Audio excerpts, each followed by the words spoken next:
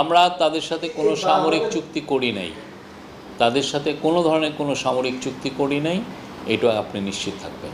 এটা আমাদের জন্য খুব ভালো সংবাদ। বাংলাদেশের লার্জেস্ট এক্সপোর্ট মার্কেট হচ্ছে ইউএসএ।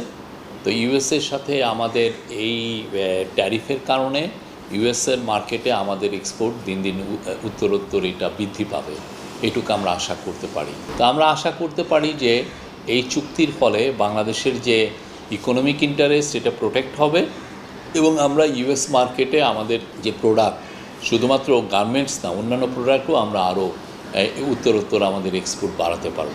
ভারতের বিষয়টা তো ওরাই বলেছে যে এই বিষয়, তো আমাদেরকে তাহলে জানাতো যে এই বিষয় জিনিসটা তো ওনারাই রিভিল করছেন, ঠিক না? ইউএসই জানাচ্ছেন কোন দেশের সাথে কত পার্সেন্ট ট্যারিফ। আমরা এইরকম কোনো কিছু শুনি নাই। আমরা অলরেডি বলেছি যে আমরা ইউএসের যে এগ্রিকালচার প্রোডাক্ট সেগুলো আমরা আনতে চাই। তো আমরা যদি তাদের থেকে এক্সট্রা বেশি ইম্পোর্ট করে আমরা যদি ইউএসএ আমাদের মার্কেট অ্যাক্সেস বাড়াতে পারি, এটা তো আমাদের জন্য তো বেটার। আমাদের গার্মেন্ট এক্সপোর্ট আপনি জানেন ইউএসএ কিন্তু বাড়ছে এই বছর। সামনে যদি এটা 20-30% বাড়ে আমরা অবাক হব না।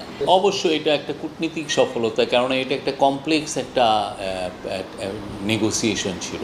এই নেগোসিয়েশনটা কিন্তু আমরা ফেব্রুয়ারি মাস থেকেই করছি, অনেক দফা, 3 দফা তো আপনি ওপেন আমরা যেটা ডিসক্লোজ হয়েছে যে সেই, এছাড়াও আমরা কিন্তু প্রচুর ব্যাকরুম নেগোসিয়েশন, প্রচুর এইগুলো নিয়ে অনেক কথাবার্তা, সব তো আর আসে না, বাট আমরা এইটা নিয়ে আমরা বলবো যে খুব ইন্টেন্সিভ নেগোসিয়েশন হয়েছে। অবশ্যই আমরা যদি ধরেন আমাদের কম্পিটিটরের থেকে যদি আমাদের ইয়েটা যদি আরও বেশি হতো, যেমন ধরেন ইভেন যদি 25%ও যদি হতো, তাহলে এটা তো আমাদের জন্য ভালো হতো।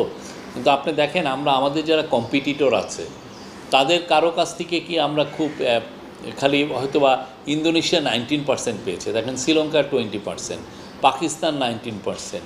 তো পাকিস্তানের সাথে আমাদের অলরেডি একটা কম্পিটিটিভ অ্যাডভান্টেজ আছে, তো আমরা এটা উড়িট না। তারপরে ইন্ডিয়া আমার বড় একটা কম্পিটিটর, সে 25% পেয়েছে, ভিয়েতনাম 20%, এবং ভিয়েতনামের ক্ষেত্রে আর একটা এক্সট্রা আছে যে তারা চাইনিজ প্রোডাক্ট যেগুলো আনবে, হ্যাঁ, সেগুলোর ক্ষেত্রে তাদের ট্রান্সশিপমেন্টের 40% পর্যন্ত হয়ে যাবে। তো আমাদের ক্ষেত্রে তো সেরকম আমি শুনি নাই সোফার। তো আমার মনে হয়েছে যে this is a fair deal, এবং আমরা মনে করি যে আমাদের যে ট্রেড নেগোসিয়েটররা যেই কমপ্লেক্স নেগোসিয়েশন করেছেন সেটারই একটা রিফ্লেকশন। তো সেক্ষেত্রে তো আমি বলবো যে এটা একটা কূটনৈতিক সফলতা। ব্যবসায়ীদের সাথে প্রথম থেকেই আমরা ফর্মালি ইনফর্মালি আলাপ করছি। যারা বলছেন হয়তো বা তার সাথে করা হয়নি, এখন বাংলাদেশে ব্যবসায়ী তো অনেক আছেন, ঠিক না? অনেক বড় বড় ব্যবসায়ী আছেন, সবার সাথে তো আমরা করছি না। আমরা ইউএসএ সবচেয়ে লার্জেস্ট এক্সপোর্টার যারা আছেন বেশিরভাগের সাথেই আমাদের কথা হয়েছে। এখন কথা হচ্ছে যে যেই ব্যক্তি যার সাথে কথা হচ্ছে না, উনি যে টিভিতে বলছেন যে হ্যাঁ কারোর সাথে কথা হচ্ছে না, কিন্তু উনি তো হয়তো জানেন না যে আমরা কার সাথে কথা বলছি।